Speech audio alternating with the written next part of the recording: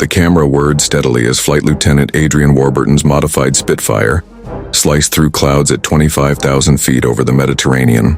It was March 18, 1943. His orders were clear. Photograph a German supply convoy moving through the Strait of Sicily and return to Malta. No engagement, no heroics, just pictures. Allied intelligence desperately needed those photographs.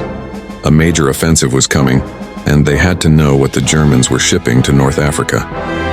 Warburton's Spitfire PRMK-4 was built for this mission, stripped of armor and most weapons for speed and range. It carried only two 303 Brownings and 8 high-resolution cameras. Photo recon pilots followed strict rules. They were too valuable to risk in combat, and their modified planes were too rare to lose. The job was simple: see the target, photograph it, and run home. But as Warburton descended through 20,000 feet to photograph the convoy, he saw something that changed everything. 12 Bf-109s climbing hard toward him. They'd been escorting the convoy and had spotted him. Worse, they were positioning themselves between Warburton and Malta, between him and home. Standard procedure was simple: run. The PR Spitfire was faster than nearly anything in the sky. Without armor or extra weapons, it could outrun most interceptors at altitude, but running meant abandoning the mission. Without those photos, the convoy would pass undetected. Allied intelligence would remain blind, and another recon pilot would face the same danger. Warburton assessed the situation in seconds. 12 Bf-109s, disciplined formation, and he carried only 2 guns with limited ammunition, maybe 600 rounds. Against a dozen fighters, it seemed suicidal, but Warburton had one advantage the Germans didn't know about. They believed he was a defenseless recon pilot whose only priority was survival. They expected him to run. They formed up for an easy chase, not a fight. Warburton clicked off the safety on his 2 guns and rolled the Spitfire inverted, diving straight at the formation. The Germans were stunned. Recon pilots didn't attack, they fled. But Warburton dove at over 450 MEPR, aiming directly for the center of the German line. He opened fire at 300 yards. Tracers ripped across the lead Bf-109. Smoke burst from its engine as it rolled onto its back and fell burning. 1 down. The formation scattered. In the chaos, Warburton pulled up hard into a vertical climb, rising above the disoriented German pilots. A second Bf-109 chased after him. The pilot was enraged, focused solely on revenge. Warburton let him close, then rolled and spiraled into a tight climb. The Messerschmitt tried to follow but couldn't match the Spitfire's turn. Warburton dropped behind him and fired a short, precise burst. The tail disintegrated, 2 down. The Germans began to regroup. Their shock faded and they prepared to swarm him. Warburton knew he had to break their coordination fast. He spotted 2 Bf-109s climbing for altitude. Instead of running, he turned toward them. The unexpected aggression threw off their timing. He fired a long burst using precious ammo, but it paid off. The lead Bf-109 erupted in flames, 3 down. The wingman dove away, unwilling to follow. Warburton didn't chase the fleeing wingman. Chasing got pilots killed when outnumbered. He stayed fast, stayed high, and kept control of the fight. But his ammunition was running low, maybe 150 rounds left against 9 fighters. Every burst now had to count perfectly. 4 more Bf-109s climbed from below in a coordinated team. Smart pilots, they aimed to split his attention above and below, a classic pincer move. The lower group would reach firing range first. Warburton had maybe 10 seconds. He dove straight at them at maximum speed. The Germans expected him to evade. Instead, he opened fire at 400 yards. A Bf-109's engine exploded and it collided with its wingman. Both fell, 5 down, but the dive cost him speed. The upper group dove on him, 20 artillery cannons spitting. Something hit his left wing, damage but not fatal. He yanked the Spitfire into a brutal spiral. The Germans overshot, their higher speed working against them. Warburton climbed again, regaining altitude. 1 Bf-109 stayed with him, persistent and skilled. The German pilot slowly gained, closing to firing range. Cannon shells tore into Warburton's tail.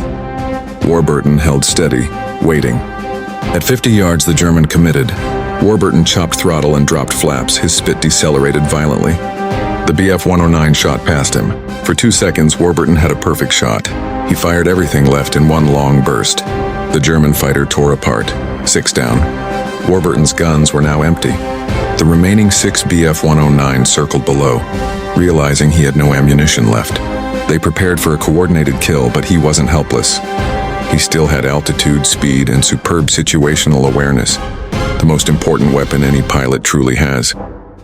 He also remembered something from his briefing. The convoy below was nearing British submarine patrol zones. German ships were notoriously trigger-happy. If he could lure the fighters low, close to the convoy, their own anti-aircraft guns might fire on them. A dangerous gamble, but every choice now was. Warburton rolled inverted and dove straight toward the convoy. The altimeter spun 20,000 feet, 15,000, 10,000. The Bf-109s followed, eager to finish him. At 5,000 feet, he leveled off, rushing toward the ships at wave-top height. The Germans closed in from above, preparing to fire. The convoy spotted the approaching aircraft and opened fire wildly. Flak filled the sky, 80mm bursts and streams of 20mm tracer fire. The German fighters scattered in panic, dodging their own anti-aircraft barrage. Warburton slipped through the chaos, flying dangerously low. One Bf-109 flew directly into an 80mm burst and exploded. Another was hit by 20mm fire and limped away smoking. 7 down, 4 left. The remaining 4 had had enough. Low on fuel, shaken and unwilling to lose more aircraft to a single recon pilot, they broke off and turned toward Sicily. Warburton kept the Spitfire low over the waves until he was sure they weren't following. Then he began a slow climb toward Malta, nursing the damaged aircraft. His left wing was peppered with holes. The tail was shredded. Oil pressure dropped steadily, but the engine held, and the controls still responded. Most importantly, the cameras were intact. They had recorded everything: the convoy, the attack, and the entire aerial battle. When Warburton landed at Lucca Airfield, his Spitfire looked shredded. Ground crews counted 47 bullet and cannon holes across the aircraft. An intelligence officer demanded to know why a recon pilot returned with combat damage. Warburton answered calmly, "Ran into some Messerschmitts." They objected to being photographed. When the camera footage developed, officers were stunned.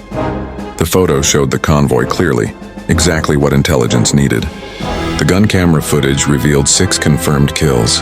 The mission cameras captured 2 Bf-109s colliding and another destroyed by friendly flak.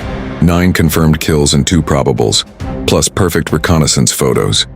The psychological impact was enormous. A recon pilot had defeated 12 fighters. Luftwaffe pilots began treating recon Spitfires with new caution.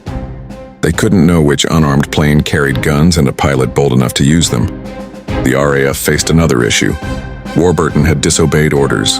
Again, by protocol, he should have been disciplined for engaging the enemy. But instead of punishment, they awarded him the Distinguished Service Order. His citation praised extraordinary courage and flawless execution under extreme conditions. The citation didn't mention he'd broken orders. It didn't have to. Everyone understood the truth. Sometimes the pilot in the cockpit sees more clearly than commanders on the ground. Warburton had recognized that completing the mission required fighting. His decisions ensured both survival and success. Military historians later studied the engagement as a perfect example of economy of force, achieving maximum effect with minimal resources. He destroyed or disabled 9 enemy aircraft while firing fewer than 600 rounds. That's about 65 rounds per kill, unheard of during war. Most pilots fired thousands of rounds per victory. Warburton's success came from surprise, positioning, precision, and tactical creativity. He fought vertically using altitude and energy, not turning duels. He fired only when he had a perfect shot, and when out of ammo, he used enemy defenses against them. Most importantly, he understood his mission. His orders weren't avoid combat. They were bring back intelligence. Fighting enabled that. A pilot who dies brings back no photos. A pilot who survives by any means completes the mission. The convoy photos revealed Germany was shipping Tiger tanks to Tunisia. Allied planners immediately adjusted tactics for the coming offensive. When the offensive began 2 weeks later, Allied forces were fully prepared for German heavy armor. Warburton's intelligence directly shaped the North African campaign. He continued flying reconnaissance missions through 1943 and early 1944, earning more decorations than nearly any RAF pilot. He received the Distinguished Service Order with 2 bars, the Distinguished Flying Cross with bar, and the American Distinguished Flying Cross. His confirmed kill count reached 22, making him one of the only recon pilots to become an ace purely through self-defense engagements. On April 12, 1944, Warburton took off for a mission over Germany. He never returned. His Spitfire vanished somewhere over Bavaria. No wreckage was found, no grave confirmed. The Germans never reported shooting him down. He simply disappeared.